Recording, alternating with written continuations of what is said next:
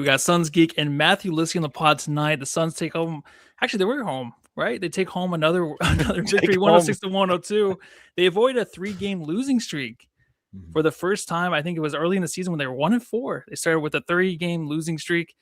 Didn't happen tonight. How are you feeling tonight, Suns Geek? Oh, I'm feeling so good, man. We're going to dive into it, but I am hyped, especially after that scuffle. Let's go, Suns. Yeah, I know. The tempers were flaring. It was crazy. Those reviews, 10 minutes of that. Oh, and then nothing happened. You know, that's going to actually be in my burn book. A little bit of I have some stuff I want to talk about with the refs. But yeah, let's get into the pod.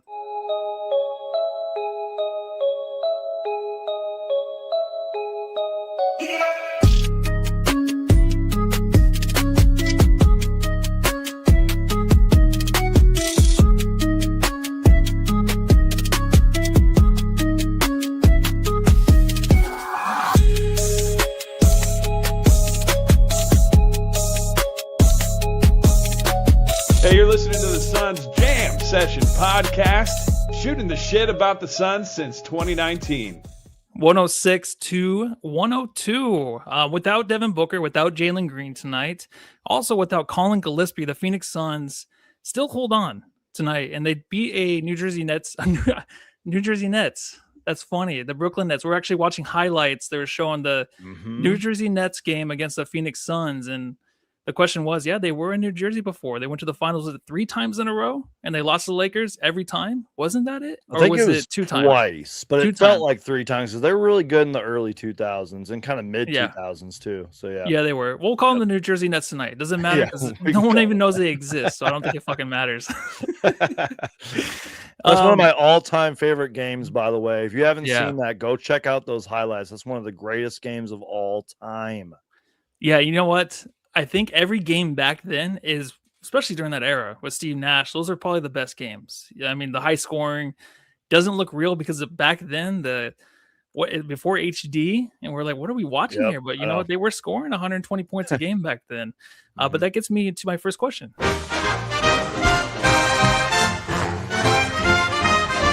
Matthew, I've got to ask. All right, my first question actually has to deal with the injuries that, came about with Jalen Green leaving last game, Devin Booker leaving last game, and also, just Colin Gillespie a late scratch. Was it worrying you a little bit heading into this game? Maybe be a trap game against the New Jersey Nets? I'm just going to call them New Jersey Nets. I don't care. Yeah, I think it was a little bit of a trap game against the New Jersey Nets, the Brookyln Nets. A little bit because I've always been a big believer in this. I'm sure I've said it on both of our pods and channels. A lot of times I'm going to continue to say going forward. You can lose on any given night, and tonight was a great example of that. Yes, the Brookyln Nets are a terrible team. They lost by like 1 million points against the New York Knicks like recently, you know what I mean? Yeah. And I think they just lost their 6th in a row. That does not matter. The NBA is so good nowadays, especially on the offensive end, that you can lose on any given night. We've seen it before. It's going to happen again, even to the best teams in the league. It's going to happen. And this was just another prime example of that. Even the last time we played the Brookyln Nets, I think we only beat them by 9 points. So like that just goes to show that the NBA is so talented. And like we'll talk about the Nets throughout this podcast and everything, but this is a long, versatile team who can put up points. They're used to being down, so they're going to play their hearts out, and that's what they did tonight. They hung in there throughout like most of this game. Yeah, and I think the fans too with the Nets, they want to be competitive, but they also want to lose games. Right now, they're projected to be number 5 in the lottery, so that's kind of where they want to be, but maybe top 3. They want to lose, but they have MPJ, who's going to be an all-star, which is crazy because I feel like these guys are going to be all-stars now because they have good stats and they're on bad teams, which was exactly what Devin Booker was about 5 or 6 years ago, but he could not get in the all-star game. So that's kind of the agenda now. Put these guys in All-Star. And out east, it makes sense because there's not really anybody there. I think Desmond Bane has a chance to make the All-Star game. And I don't know. He's like seriously like the last shoe-in to make it. And I don't think his stats are not nearly as good as they were prior to joining the Magic. So I do want to talk about, obviously, the good stuff of the game. But I'm going to start with the burn book first. The Suns Jam Session. Burn book. The Suns Jam Session. Burn book. I usually don't like to talk about refs. I don't like to talk about, oh, the dog's going crazy. It's okay, It's man. post-game My interview. dogs My do that light's too, shaking man. too, dude. It's going crazy over here. I'm literally on top of the kennel podcasting, and the dog's going nuts. It's okay, man. If you guys are new to my channel, or if you've been around my channel, you guys know that my dogs have had blow-ups like that before. So well, this one probably won't stop, so it's just gonna be on the pod, and I have nothing. I don't know what to do. So all good, man. 1 second, I'm gonna go ahead and I'm gonna stay on the screen. I'm gonna shut this thing up. But what's your first burn book from the game? Is there any bad takeaways from you watching this game tonight? Yeah, a few of them. I'm gonna, and I'm sure we're gonna get into it. I'm sure you're gonna have a segment on it if you can control the dog. But I'm surprised that nobody got ejected when during that scuffle, and it just goes to show. Like I know you're gonna be talking about it too, but the referees are just insufferable, especially when it comes to the Phoenix Suns, man. Like Dylan Brooks getting a flagrant foul for like a quote hostile act when he was just going for the ball. Like I think it was under Nick Claxton's legs or something like that. And then everything we saw with the scuffle, man, like the NBA and the officiating just continues to be a sore subject, like a black eye, you know what I mean? And I love this sport. I love the NBA. I love the Phoenix Suns. But like the fact that we know referees' first and last names is not a good thing. The NBA needs to do something about it. And they always seem to pick on the Phoenix Suns. And another thing too, I'm sure we'll talk about it. The Phoenix Suns defense has been great in a lot of areas, especially statistically. Unfortunately, though, they do struggle to get stops. And that might be kind of painful down the road when we start playing some of these good teams, which I think like 5 out of our next 6 are against pretty damn good teams, like the Pistons, for example. So that's some of my burn book there. Yeah, and on their road trip too, losing to the Pistons. Who did they lose to? Did they lose to the Hawks? But also they lost to the first game. Was it who was it that they played?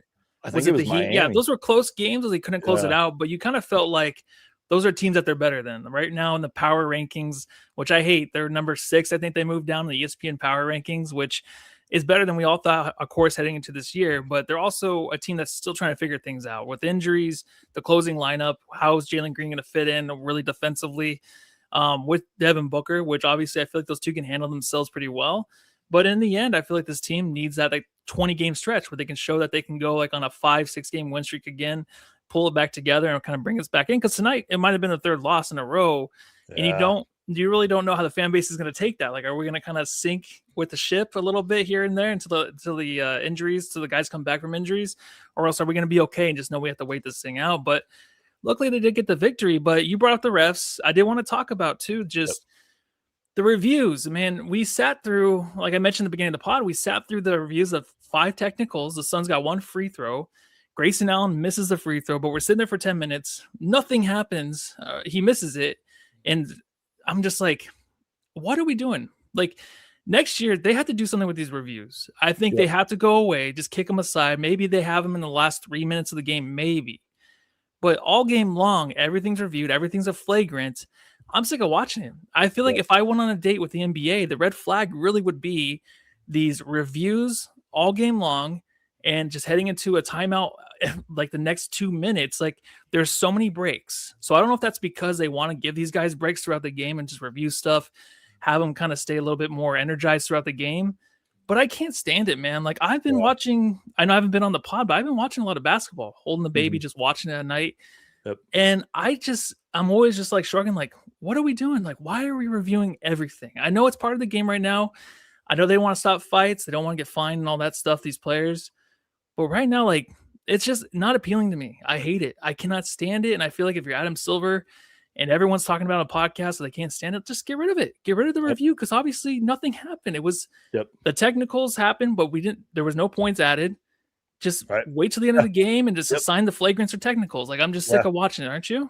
No, I 100% agree. Like, do it after the game. Like, that's what I'm kind of curious about too. I wonder if there's going to be at least a fine or two, because I don't know. Like, I'm going to have to go back and look at it, even though we looked at it for 10 freaking minutes. But I think Suns assistant coach Damari Carroll was pushed, and I'm sure there were some other assistants that were pushed in that giant scuffle when you saw every coach run out there on the floor. But yeah, like do it after the game, man. Like I love Sawbuck's comment there. You guys don't watch NBA games for the ref reviews? Like, what are we doing here, man? It's true though. Like these guys are glued to their screens. It needs to be addressed. Now they have like those little microphones connected to them while they're while they're refereeing and stuff. And it always just, I know I sound like a biased Suns fan homer, but it's like it always seems like it's against the Suns too, man. Yeah. Because these guys were pushing and shoving all night, but yet we were getting called for the fouls. And then all that stuff with Dylan Brooks, who I'm sure we can talk about later. It just sucks, man. But hopefully Adam Silver and Deputy Commissioner Mark Tatum and the rest of the NBA can figure it out, man, because it's just getting bad, dude. Again, the fact that we know referees by their first and last names is not good. Like, do something about Adam Silver. I mean, it's just part of the control of the game, but it doesn't make a difference. Like, I want to go back somehow and track these flagrants and technicals and be like, okay, so a flagrant was called after a review. Did that make a difference in the game? Did it turn the game? Did it do anything? Because there was one in the beginning of the game with Dylan Brooks where he reached for the ball, hit the guy in the nuts, but then they called it a flagrant, right? They reviewed it. It's a flagrant. But originally they called it a flagrant. Yeah. So, like, we're watching the review, or we're watching them review it, and then it's still a flagrant. It's like, why are we wasting so much fucking time? Like, let's get over it. Like, just play the game. Like, continue the pace. Like, it's good basketball, good athletes out there. The NBA would be better for it, but you know what? We have to get rid of this somehow. And I think this offseason there has to be something, because there's been an uproar, especially from me. And I never talk about refs. The last 4 seasons we've done this pod, I'm like, I'm not talking about the refs. I don't care. The Suns should have won the game, but now it's just frustrating, dude. So, and you know how you said like I don't know if you meant to say this, but you said something like, oh, the refs are like giving them a break a little bit. I don't think that's good for the game either, because if I'm sure you've played basketball, you stop for 5 short minutes. You're like, okay, let's freaking go. I'm starting to get cold over here. Like, you got to keep playing. Like, come on, man. So they definitely got to do something about it. Oh yeah, definitely. So I'm glad you're on my side with that. Anything else you have for the burn book? I know it's a victory for the Suns, but right now there's a lot of injuries going on. There's, they're sliding down the standings a little bit. But if you look at the standings, I mean, the biggest win streak out there right now is 2 games. The Nuggets have a 2-game win streak. The Lakers just jumped the Suns, but the Wolves just jumped the Suns too. Suns are in the 7th seed. Does that worry you at all? Because I feel like right now we're managing it, because I feel like the Suns will finish the season and probably be a 6th seed. But does it bother you when they fall back into the 7th seed? Does that scare you at all? Because I feel like we were going to play with the 10th seed. It's not going to be very good, so it doesn't matter. But if you had to choose right now, like looking at the standings, are you just want to do the 6th seed, 7th seed, depending on who you want to face, or how are you looking at it right now with the standings? Yeah, I mean, I sort of talked about this recently on a live show, and I'm like, I feel like for the most part, 1 through 10 are set, but it really just depends on the order, because as you just mentioned, the Suns were like the 6th seed. Now they're the 7th seed. Who knows? Maybe one day we'll be the 5th seed, but like it's going to keep flip-flopping. Teams are going to go on win streaks, losing streaks. It's going to keep on jumping. There's a lot of great teams in the Western Conference. I've always been a believer in just win as many games as you possibly can and worry about the play-in tournament later once we get closer to that. We have a lot of home games coming up, which we should be thankful for, because we have a lot of injuries right now, which goes in my burn book, just the injury bug in general. But yeah, just win every game you can. And once we get to maybe late March-ish, April, that's when I'm going to be like, okay, we may not want to be in that 7th seed, because we might have to play this team or that team, but take it one game at a time. I do know that we're now, I think, 15-6 at home, which that's a pretty damn good record. I'll take that. Yeah, that's true. And the home court thing too in the NBA in the playoffs, I don't think I really believe in it too much. Obviously with the Suns losing in game 6 in the finals at home or game 5, like, it's one of those things where it was a must win and just they couldn't take care of business there. So it doesn't really make any sense to me to where I'm going to worry about the Suns getting a top 4 seed.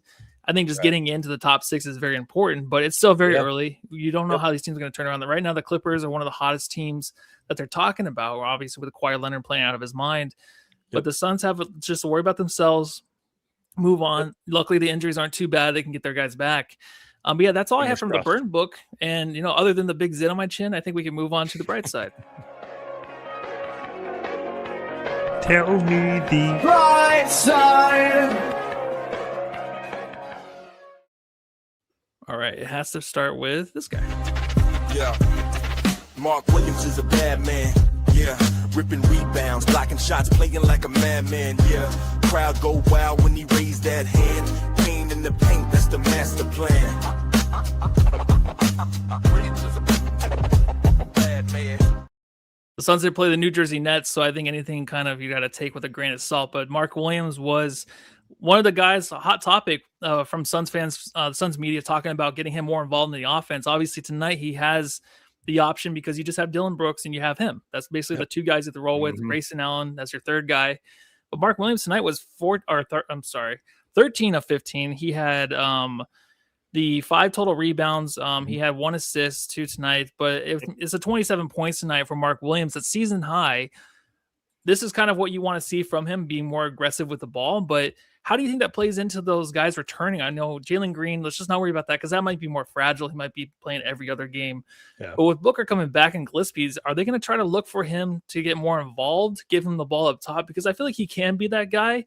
It's not the sexiest offensive moves that he has out there, but there's something about him that you trust with the ball. You know he can score if he's down low in the posts.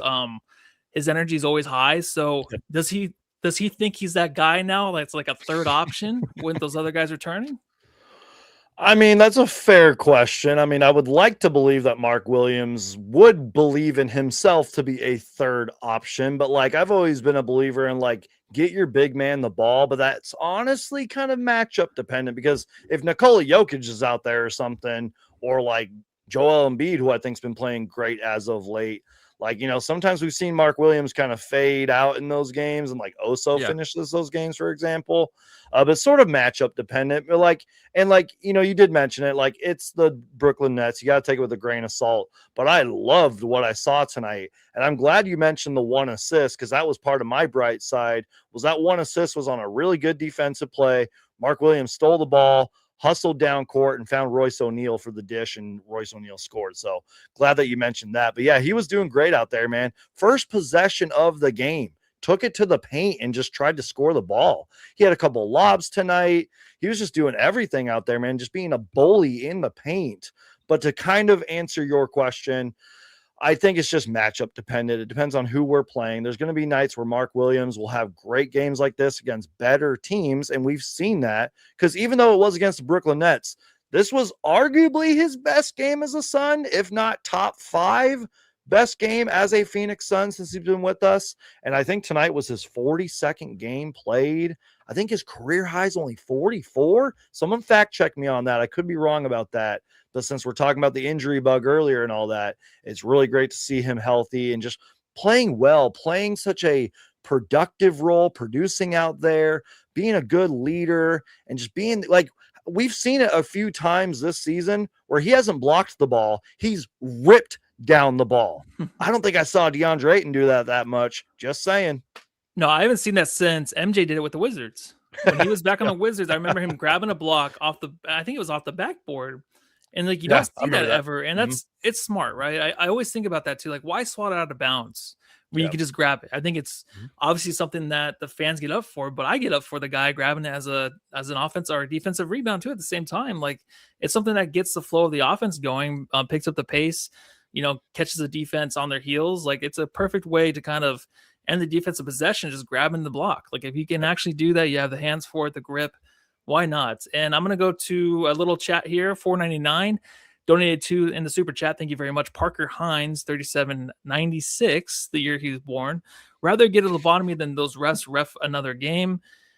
Yeah, I guess so. I think that the thing is this year, I think the refs are just bad and overall. I don't think I've really watched the game. Maybe a few here and there that I'm going to say, okay, they did a pretty good job, but they are kind of frustrating at times. And thank you for the super chat. Obviously, earlier we already talked about this, and I don't really want to go over it again, but there is something here where maybe after the All-Star break, things kind of change a little bit. Maybe it's not as intense. Obviously, you can't change the rules with the reviews, but maybe there's a lot of calls where they're not going to be as reviewed. I don't know. Who knows? Yeah. We'll have to wait till next season probably, right?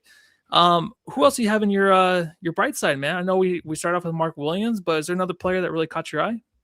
Curious, do you guys have a Jamari Bouye drop? You know what? I was thinking that when we were watching it, and it's been probably about 6 games since I've been on here. I don't see one because I did check. So maybe it's something else, but he's in my bright side. Leave their carts Not that one. Okay. That was a Geico commercial, I think. That's great. I love Yeah. that. We'll just pretend that's the Jamari Bouye drop. Okay. But you know what? He's in my bright side, man. And it really all started with him getting early minutes. Obviously, with the injuries, we're going to see guys that are in and out of the rotation get more minutes, and he's one of them. He's deserved to get more minutes this season because he's played really well for us. Been one of the pleasant surprises of this team. But he ends the first quarter on a chase down block. And I was like, that's so good. He had a couple possessions where he was on a fast break and took it all the way to the rim and scored. One of them, he like spun around and laid it up and in.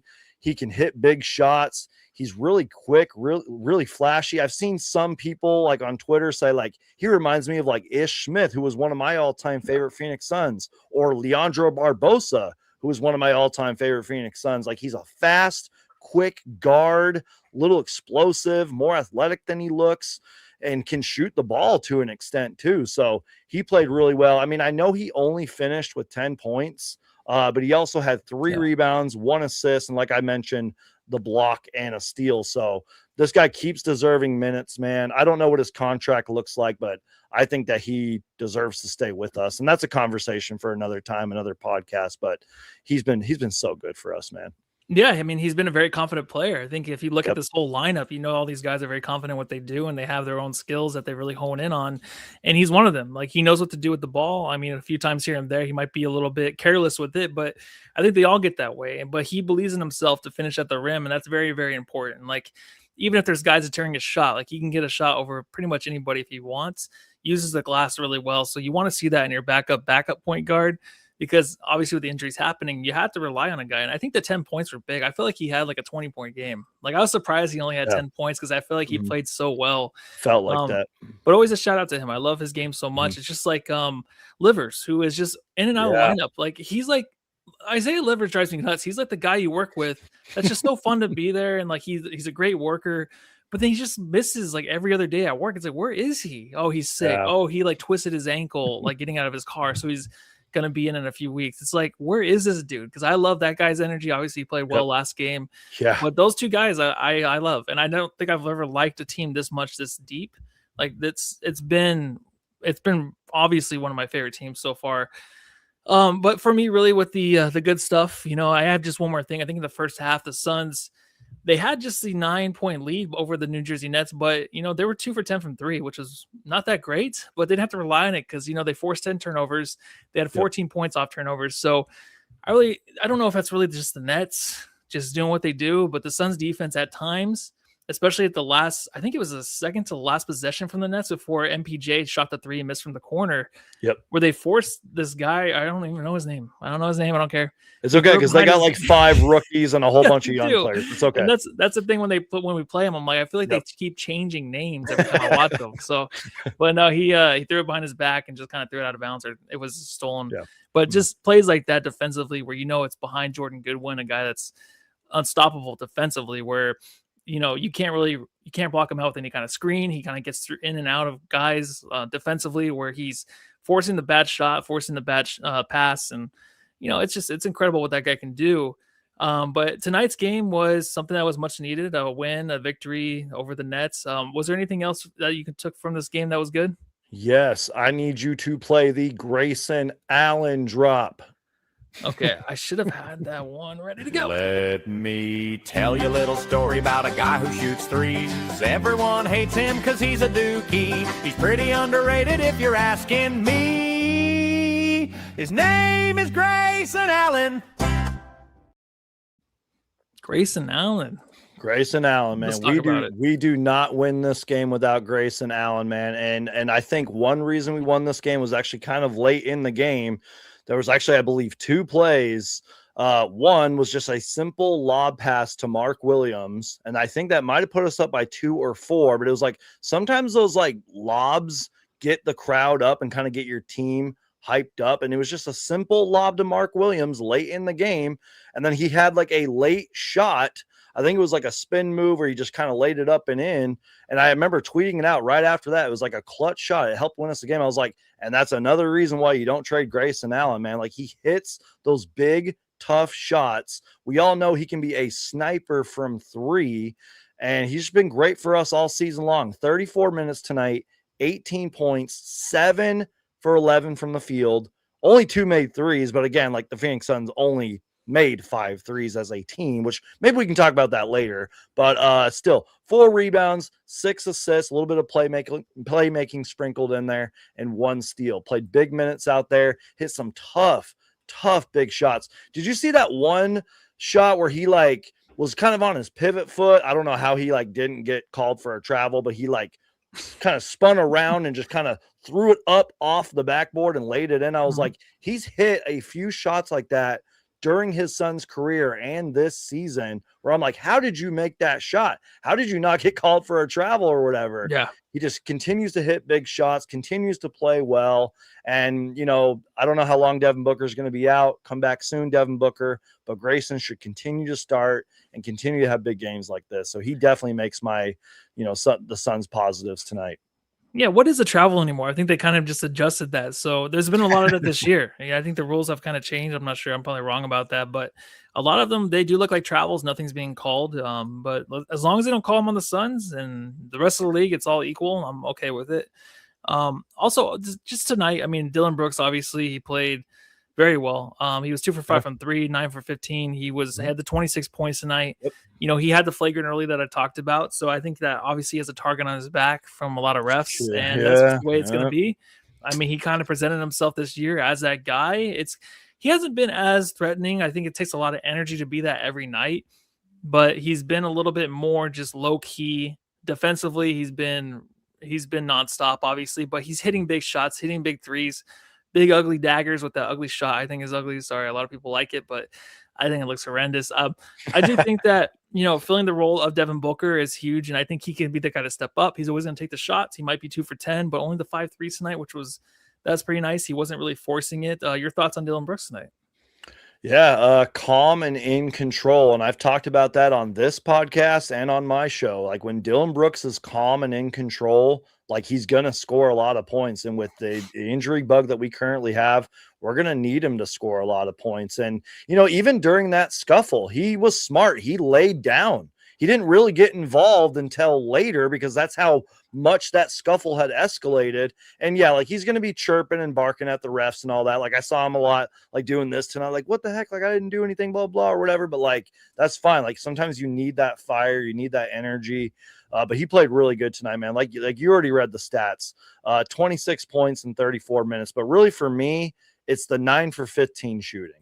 Like that's just so under control, made some big shots when we needed him, was a big part of our offense. We all know what he does on defense. He's been great for us, and I thought he played great tonight.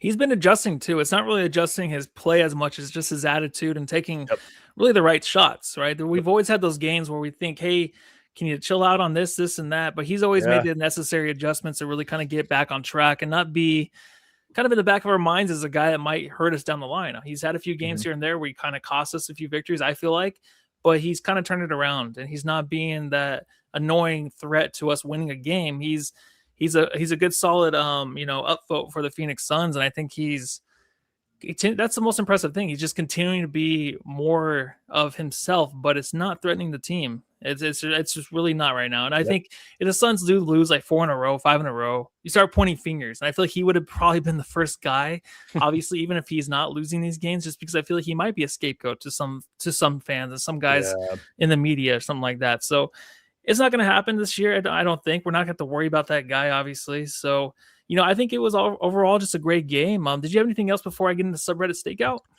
Yeah, let me just double check real quick. Sorry, I should have had this more prepped. Good, don't worry. No, I don't think so. Nothing? If I can think of it, I'll come up with it at the end of the show. But yeah, nothing else. All right, let's jump into subreddit. The Suns Jam Session subreddit stakeout.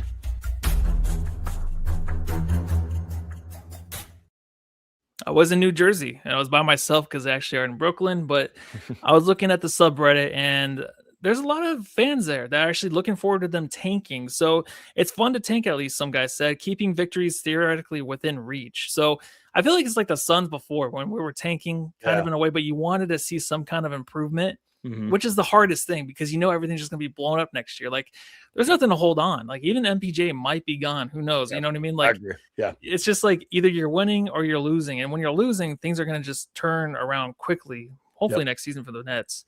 Yeah. Refs being biased won't allow us to be physical, but beep riding the Suns. I don't agree with that at all. What? It's like vice versa. Well, I think I'm done. I think I'm done with the NBA. I think I'm done with the pod. It's just the same shit. I mean, I don't know why I'm reading this stuff because it's the same thing about. And here we go. We're going to talk about the Suns announcers and how awful they are. Someone said, I have to stream this, so I'm listening to the Suns broadcasting team, and they effing suck. Laugh my ass off.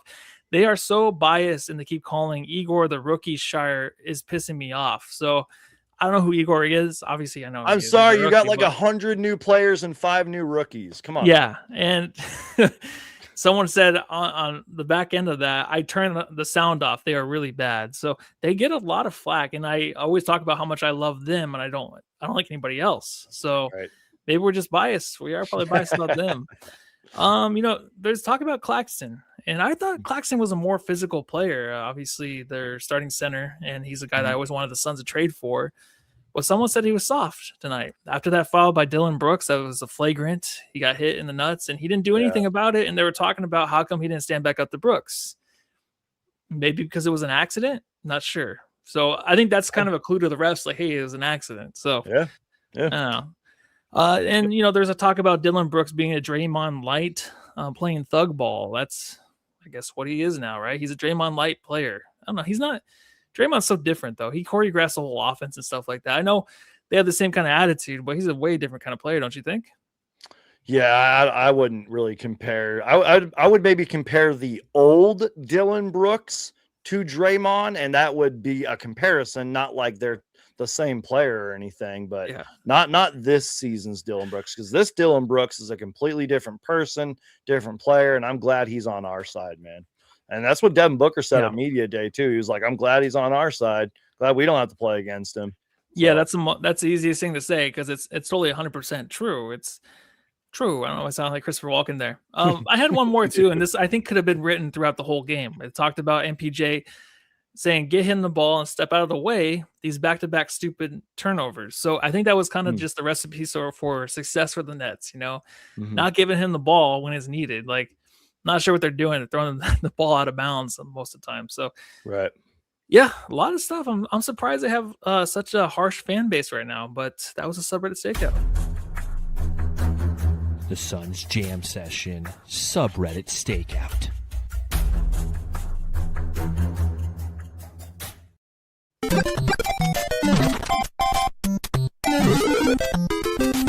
Jam star of the game. Yeah, I didn't do any advertisements at all. I just jumped into this thing, and I think I'm just going to knock them out right now. So, obviously, John, it's been a little while, but I think that we are still presented by DraftKings. Oh, God, dude. It's not even DraftKings. FanDuel. That's the other one. Oh, goodness gracious. Well, FanDuel, we can't really say, I don't think we're supposed to say we're presented. We're supposed to be naturally talking about it, right? I don't really bet ever. But FanDuel, I did use you once, and I think I lost about $50, so I haven't used it since. But did you make any bets using FanDuel tonight on the game? I did not. Easy, right? And at least you got sponsors. So if anybody wants to sponsor Suns Geek, I mean, just hit me up. We might not anymore, but also this is brought to you by Nettle's Air too. So Nettle, good to see you in the chat. I am back, and I want to say too, thank you to everybody who's saying like, hey, thanks for coming back, Matthew, and you guys all love me and miss me. I do appreciate it. I do see it in the chat. My girlfriend said, how come you don't say anything about it? I'm like, I don't know. I kind of just gloss over it, but I do really appreciate it. And I feel like maybe we got to just stick to basketball. I don't want to get into my feelings and talk about things that might make me upset and cry on the pod. So, we're going to just move on. And I think those are our sponsors. So, John, I apologize. If you want to take my $100 again this month, I'm totally fine with that. But Jam star of the game tonight for me is definitely going to be, who do you think is going to be for me? Mark Williams, for sure. Mark Williams, who do you got, Suns Geek? Mark Williams, but you know me, Matthew. Whenever I'm on this pod, I like to have an honorable mention. Grayson freaking Allen. But Mark Williams is my jam star. Yeah, I think that's what everyone else is saying too in the chat. Yep. You know, there's the Zebras. Nathaniel Darius 5556555 says the Zebras is definitely the jam star of the game. Mark Will equals jam star by Det Neville. Jam star the Zebras again by the same guy. So obviously he's getting that across to us. Prenup, someone says Matthew. Jam Sons 19. Soul Soto says, yeah, congrats, Lissy. Nettle, thank you for your air conditioners. Williams, for sure. Big Willie Williams. That's from Peyton Janston. I'm going to start calling him that on my channel now. Yeah, I'm surprised we didn't think of that yet. Beamer at 1 says Dylan. Yeah. And then David Ray says Brooks and Williams. So obviously great games. Do no love for Grayson?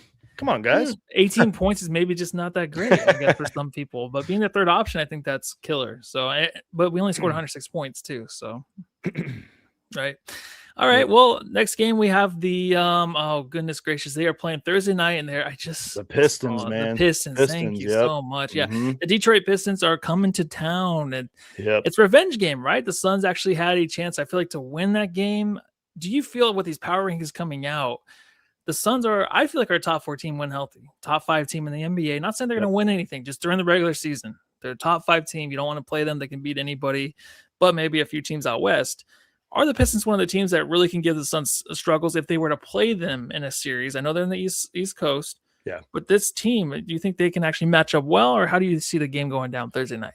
Yeah, I don't know if I would want to play them in a playoff series, even though I do believe when we are fully healthy, we're a top 10 team, which is crazy to say because I wasn't saying that earlier during the offseason. But yeah, the Pistons are a really good team, you guys. I'm not saying they're going to win the championship. This is like their first year kind of coming up on the rise. It takes teams time. We saw it with the OKC Thunder, for example. Took the Thunder a few years to finally get that championship. But this team is really damn good, man. We saw that in the last time we played them. We literally took them down to the wire, and it took the final seconds of the game for them to beat us.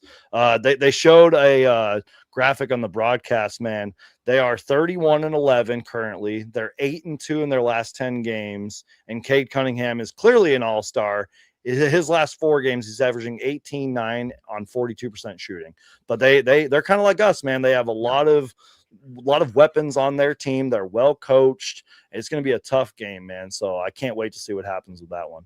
Yeah, no, it's going to be a great game. And I think, tonight there wasn't a whole lot of energy in that crowd, but tomorrow or Thursday night, you'll definitely hear that. The crowd will be on their feet for once. And when guys sub in, sub out, you'll actually hear a little bit of cheers. But guys, I think that the crowd was just kind of on their phone the whole time. And I don't blame them. They're kind of just waiting for it to get over with. And like, how did I spend $800 on this ticket? So sorry, fans. I don't know why you guys did that. But yeah, I choose the Suns. I think they can win this game if they have a healthy Devin Booker. Well, he's not going to be returning. I'm sorry. Jalen Green, maybe. But it's going to be tough. Maybe. I think they can still stick with them.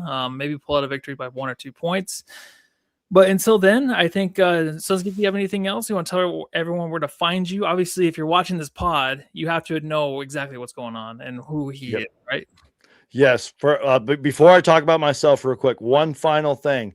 After that scuffle, I think it was Ryan Dunn and Mark Williams. They were like, come on. They were getting the crowd all hyped up. I uploaded a YouTube short about it because I was all hyped up.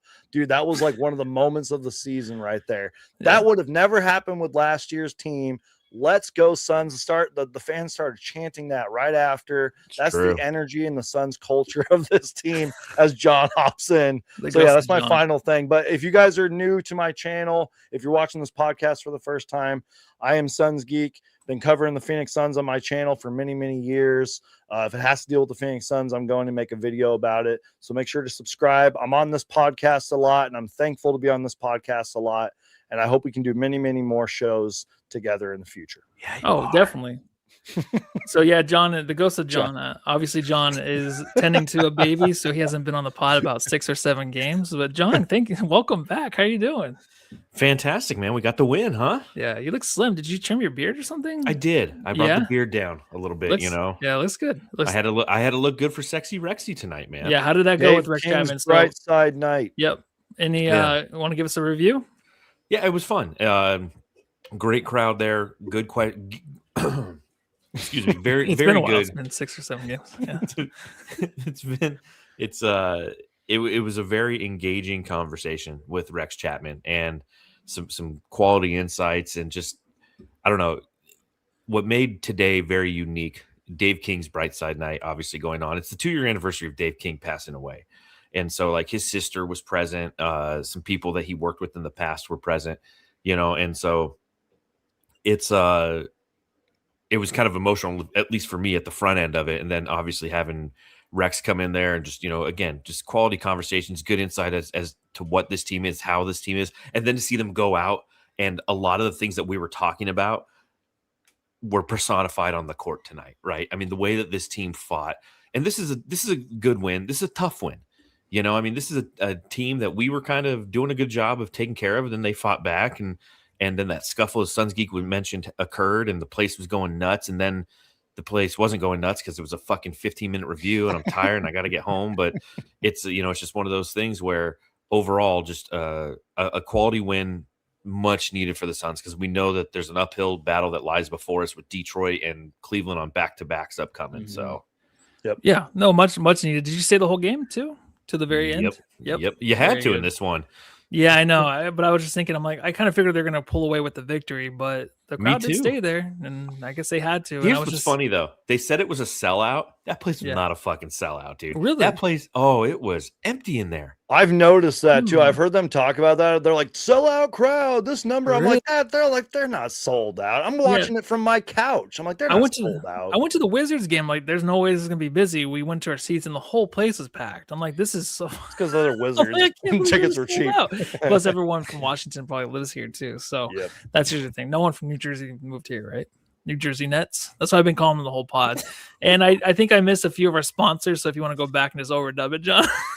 I won't overdub everything. Remember that we're brought to you by Keith Nettles and Nettles Air Conditioning. I did that one. And Bubba Chubb's cards. That's the one I missed. Oh yeah. So get some cool cards. I got this one in the mail today. That's that's a Charles Barkley. I remember there's the first NBA magazine I bought when I was like 7 years old, and it had that picture of Charles on the front cover. I still have that magazine. Dude, that's sick. This is one of my favorite cards of him. It's one of my favorite pictures. He's doing a dunk. He's in the sunburst jerseys. It's a sexy. It was like $1.39. Yeah, that's a good one. All right. Well, what a great night tonight. I'm gonna go 10. I can hear the baby screaming upstairs, so I'm gonna go do that. Go do that. I'm gonna leave. I'm gonna go home and love my family. All right. Sounds Geek. Anything else before we go? Nope. Subscribe to both of our channels. Follow the podcasts. We'll see you guys next game after we beat the Pistons, baby. We're gonna beat them. We are definitely. And go home, love your family, everybody.